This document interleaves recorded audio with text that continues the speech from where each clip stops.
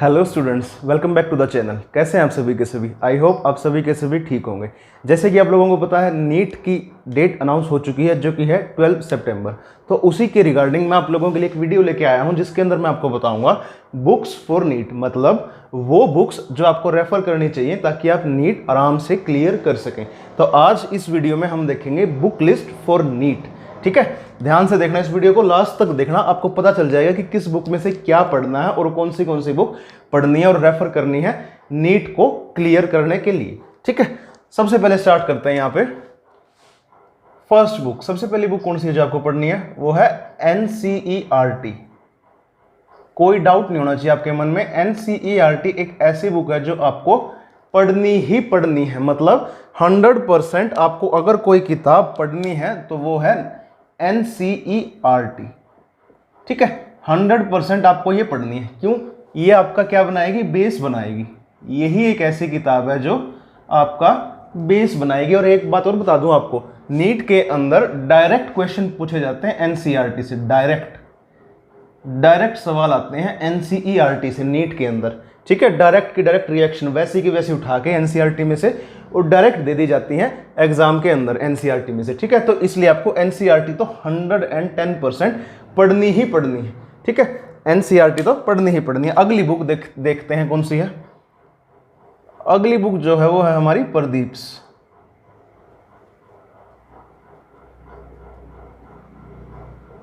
आप में से कुछ लोग इस बुक को अभी फिलहाल रिगार्डिंग में पढ़ ही रहे होंगे, मुझे पक्का पता है। ठीक है, बहुत ही फेमस बुक है, बहुत ही अच्छी बुक भी है। फेमस के साथ साथ बहुत अच्छी बुक भी है। मैं खुद इस बुक को रेफर करता हूं, प्रदीप्स बुक को। ठीक है, बहुत अच्छी बुक है, थ्योरी के लिए भी और MCQ के लिए भी। इसके अंदर से आप थ्योरी भी पढ़ सकते हो। क्या पढ़ सकते हो? थ्योरी भी पढ़ सकते हो और MCQ भी पढ़ सकते हो। दोनों चीजों के लिए प्रदीप्स की जो बुक है बहुत अच्छी बुक मानी जाती है। ठीक है, दो वॉल्यूम आती है इसकी, 11th की और 12th की। ठीक है, दोनों को अगर आप अच्छे से पढ़ लें, उसके अंदर दिए हुए क्वेश्चंस को अच्छे से कर लें, वो भी आप लोगों के लिए नीट के लिए सफिशिएंट होगा। ठीक है, मैं खुद इस बुक को रेफर करता हूं, बहुत अच्छी बुक है। ठीक है, प्रदीप्स की जो बुक है। ठीक है, इस बुक को आप रेफर कर सकते हैं थ्योरी के लिए भी और MCQ के लिए भी। ठीक है, वेरी गुड बुक, इसको कहेंगे हम वेरी गुड बुक। ठीक है, अगर आपको नीट क्लियर करना है तो इसके MCQ भी कर सकते हैं और थ्योरी भी। दोनों के रिगार्डिंग ये बुक काफी अच्छी बुक मानी जाती है। ठीक है, आगे देखते हैं कौन सी बुक करें। इसके बाद अगर आपको करने हैं MCQ, ये दो बुक तो आपकी मेनली थ्योरी के लिए, बट प्रदीप्स में से आप MCQ भी कर सकते हैं। ये बुक जो हम है ये है मेनली फॉर थ्योरी। किसके लिए? Mainly for theory. आगे देखते हैं MCQ। अगर हमें स्पेशलाइज MCQ करने हैं कि भाई हम इतने MCQ करें कि हमारा पेपर क्लियर हो जाए, उसके लिए आपके लिए कौन सा MCQ है? बुक हम जो पढ़ेंगे अगली वो है यूनिवर्सल। नाम आपने सुना होगा, यूनिवर्सल एररलेस के नाम से किताब आती है। आप लोग साइड में पिक है उसके ऊपर देख भी पा रहे होंगे, यूनिवर्सल एररलेस नाम से किताब आती है। ठीक है, केमिस्ट्री की, जिसके अंदर MCQ दिए रहते हैं प्रीवियस ईयर के, नीट के, AIPMT जब होता था उसके, जिपमर के, एम्स के, JEE के, JEE एडवांस के, AIEEE के, सबके प्रीवियस ईयर क्वेश्चन आपको यूनिवर्सल एररलेस नाम की किताब में मिल जाएंगे। तो उन MCQ को अगर आप लगा लेते हो तो आपकी प्रैक्टिस इतनी जबरदस्त हो जाएगी कि कोई भी क्वेश्चन आपसे छूटेगा नहीं। समझ रहे मेरी बात? इस किताब के अंदर कम से कम मैं बता रहा हूँ एक चैप्टर के 500 के करीब MCQ दिए होते हैं। 500 MCQ दिए होते हैं इस किताब के एक चैप्टर के अंदर, बता रहा हूँ मैं। ठीक है, अगर सारे 500 आपने कर लिए ना तो कोई क्वेश्चन ऐसा नहीं है जो आप छोड़ दोगे। ये बिल्कुल मैं आपको गारंटी के साथ कह सकता हूँ। ठीक है, तो अगर आपको अपनी प्रैक्टिस बढ़ानी है, प्रैक्टिस अच्छी करनी है, तो आप यूनिवर्सल एररलेस को खरीदें और उसको धड़ाधड़ प्रैक्टिस करें, ज़्यादा से ज़्यादा सवाल लगाएं। और इसके अंदर सोल्यूशन भी दिए हुए हैं क्वेश्चनों के, सिर्फ आंसर नहीं, सोल्यूशन भी है। तो आपकी प्रैक्टिस एकदम जबरदस्त हो जाएगी प्रीवियस ईयर क्वेश्चंस के साथ। ठीक है, अगली किताब जो आप ले सकते हैं किसके लिए? MCQ के लिए, वो है आकाश और एलन के मॉड्यूल्स। आप में से कुछ लोग आकाश में भी जाते होंगे और कुछ लोग एलन में भी जाते, तो क्या होंगे, उनकी ऑनलाइन क्लासेस अभी भी आप लोग ले रहे होंगे। आकाश, एलन या किसी भी ऑनलाइन प्लेटफॉर्म की, अनअकैडमी हो गया या कोई भी ऑनलाइन प्लेटफॉर्म है, उसके मॉड्यूल्स आते हैं। ठीक है, एनी ऑनलाइन प्लेटफॉर्म। उसके क्या आते हैं, मॉड्यूल्स आते हैं। तो आपको उनके मॉड्यूल के अंदर जो क्वेश्चंस है ना, MCQ वाले क्वेश्चंस हैं, वो आपको सारे के सारे करने हैं। अगर आप वो भी कर लेते हो तो भी आपके लिए सफिशिएंट है। इसके अंदर भी बहुत अच्छे क्वेश्चन है, मैं खुद यहाँ से पढ़ा हुआ हूँ आकाश से, ठीक है। एलन के अंदर भी बहुत अच्छे क्वेश्चन है उनके मॉड्यूल के अंदर। और कोई भी ऑनलाइन जहाँ कहीं भी आपको क्वेश्चन मिले ना, उनको बिना सोचे समझे कर लिया करो, ठीक है। इसलिए आकाश और एलन के मॉड्यूल काफ़ी इंपॉर्टेंट रहते हैं MCQ के नज़रिए से। थ्योरी के नज़रिए से मैंने आपको बता दी, ये 2 बुक बहुत अच्छी हैं थ्योरी के लिए, बट MCQ अगर आपको करने हैं तो यूनिवर्सल एररलेस और आकाश या एलन या किसी भी ऑनलाइन इंस्टीट्यूट के जो आप मॉड्यूल हैं उससे आप MCQ कर सकते हैं। क्लियर है बात आपको ये, ठीक है। यहाँ से आप लोग MCQ कर सकते हैं। ये तो होगी बेसिक बात आपकी कि भाई कौन सी बुक पढ़ें, जैसे NCERT, प्रदीप, यूनिवर्सल, आकाश, ये तो होगी आपकी बेसिक किताबें जो आपको पढ़नी है या जो आप पढ़ सकते हैं किसके लिए, नीट को क्रैक करने के लिए। इसके अलावा कुछ स्पेसिफिक किताबें जैसे केमिस्ट्री के अंदर होती है ऑर्गेनिक, इनऑर्गेनिक, फिजिकल, ठीक है। इन तीनों से रिलेटेड कई बच्चे ऐसे कहते हैं सर बताओ कि फिजिकल के लिए क्या पढ़े, इनऑर्गेनिक के लिए क्या पढ़े, ऑर्गेनिक के लिए क्या पढ़े। तो उसके लिए मैं आपको बताने जा रहा हूँ कि ऑर्गेनिक के लिए कौन सी किताब है, इनऑर्गेनिक के लिए कौन सी है और फिजिकल के लिए कौन सी है, ताकि आप उनको भी पढ़ सकें, ठीक है। आगे देखते हैं, हम देखते हैं स्पेशली जैसे ऑर्गेनिक के लिए, फिजिकल के लिए और इनऑर्गेनिक के लिए हमें क्या पढ़ना चाहिए। सबसे पहले हम लोग देखते हैं कि हमें फिजिकल केमिस्ट्री के लिए कौन सी बुक पढ़नी चाहिए। कौन सी केमिस्ट्री के लिए, फिजिकल केमिस्ट्री के लिए कौन सी बुक पढ़नी चाहिए।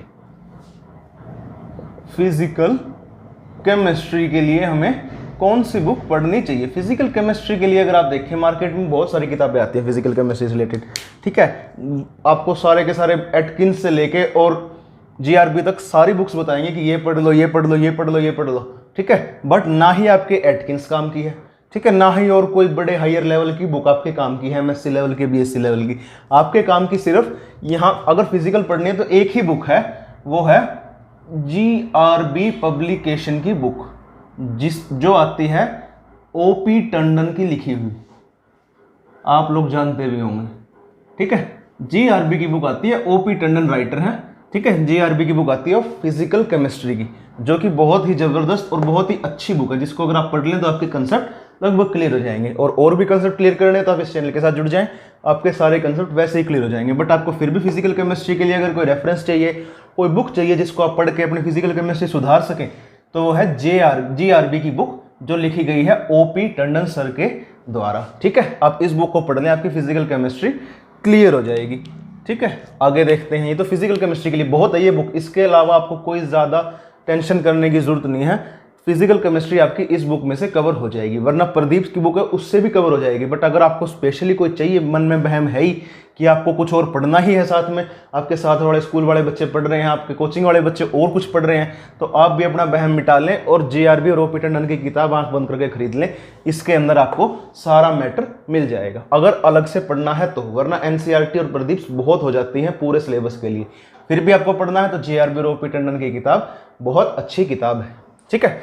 आगे देखते हैं, नेक्स्ट है हमारा ऑर्गेनिक केमिस्ट्री। ऑर्गेनिक के लिए क्या पढ़ें? ऑर्गेनिक के लिए बहुत समस्या है बच्चों को। ऑर्गेनिक केमिस्ट्री के लिए हर वक्त बच्चों का एक ही सवाल रहता है, ऑर्गेनिक कैसे करें, ऑर्गेनिक कैसे पढ़ें, ऑर्गेनिक कैसे करें, ऑर्गेनिक कैसे पढ़ें। सबसे पहले रिएक्शन मैकेनिज्म पढ़ना आपको, तो या तो मेरी आप वीडियोस देख ले, रिएक्शन मैकेनिज्म की बिल्कुल प्लेलिस्ट बनी मिलेगी आपको इस चैनल के ऊपर, ठीक है, नेम रिएक्शंस की, रिएक्शन मैकेनिज्म की, या तो आप वहाँ से देख लें, ठीक है। इसके अलावा ऑर्गेनिक केमिस्ट्री को पढ़ने का तरीका क्या है? एक सोलोमन्स नाम की किताब आती है, आपको पता हो, सोलोमन्स ऑर्गेनिक केमिस्ट्री नाम से किताब आती है, ठीक है। इसको आपको पूरा नहीं पढ़ना, कहीं इसको लेके और बैठ जाए, नोवेल की तरह हो जाएगी, बहुत मोटी किताब होती है, ठीक है। इसको आपको पूरा नहीं पढ़ना है, बट आप जहां कहीं भी अटके, जहां कहीं भी आपका कंसेप्ट अटके, वहां आप इस बुक से रेफर कर सकते हैं, ठीक है। ये book, this book is only for reference. क्या है? रेफरेंस के लिए आप इस बुक को इस्तेमाल कर सकते हैं। इसके अलावा आपको इस बुक की जरूरत नहीं है, कहीं आप इसको लेके बैठ के पढ़ने लग जाओ, कोई जरूरत नहीं है। बट रेफरेंस अगर आपको चाहिए कि ये चीज़ ठीक है, ये ठीक है, या कोई चीज़ में आप अटक जाओ, तो आप रेफरेंस के लिए सोलोमन्स ऑर्गेनिक केमिस्ट्री नाम की किताब आती है, रेड कवर होता है उसका, बहुत मोटी किताब होती है, उसको आप रेफर कर सकते हैं और अच्छे से रेफर कर सकते हैं। बहुत अच्छी किताब है, बट आपको ये पूरी नोवेल की तरह नहीं पढ़नी कि इसको आप पढ़ने बैठ जाओ, ठीक है। अच्छी किताब है, काफ़ी अच्छी किताब है ऑर्गेनिक केमिस्ट्री के लिए, सोलोमन्स ऑर्गेनिक केमिस्ट्री। बाकी प्रदीप और NCERT तो है ही, उसके अलावा ये भी अच्छी किताब है। इसके अलावा आपको क्या, कई बच्चे पूछते हैं रिएक्शन मैकेनिज्म कहाँ से पढ़ें? Reaction mechanism. अगर आपको रिएक्शन मैकेनिज्म पढ़ना है ना तो एक और बुक आती है जिसका नाम है एस.एन. सन्याल। मैं खुद इस बुक को रेफर करता हूँ, बहुत ही ज़बरदस्त किताब है, पूरी भी पढ़ सकते हो आप। ठीक है, जो जो रिएक्शन आपके सिलेबस के अंदर है उसको आप एस.एन. सन्याल में से पढ़ सकते हो। बहुत अच्छी किताब है, बहुत ज़्यादा अच्छी किताब है रिएक्शन मैकेनिज्म के लिए। एस.एन. सन्याल, बुक का नाम है शायद reaction rearrangements, reaction rearrangements and mechanism. ठीक है, ये है बुक का नाम, रिएक्शन रीअरेंजमेंट मैकेनिज्म, और एस.एन. सन्याल के नाम से आती है बुक। आपको डायरेक्ट मिल जाएगी, ज़्यादा महंगी भी नहीं आती और बहुत अच्छी किताब है, पतली सी बुक आती है, देख के डर भी नहीं लगेगा और अच्छी किताब है रिएक्शन मैकेनिज्म को अच्छे से समझने के लिए। रिएक्शन मैकेनिज्म आपके MSc तक कहीं नहीं जाते अगर आप एस.एन. सन्याल में से पढ़ लेते हो। ठीक है, ऑर्गेनिक में रिएक्शन मैकेनिज्म की तो मतलब गॉडफादर है एस.एन. सन्याल। ठीक है, यहाँ से आप पढ़ सकते हो। इसके बाद बात करते हैं इनऑर्गेनिक केमिस्ट्री कहाँ से पढ़ें। Inorganic chemistry, inorganic chemistry, inorganic chemistry की भी दुविधा रहती है बच्चों को।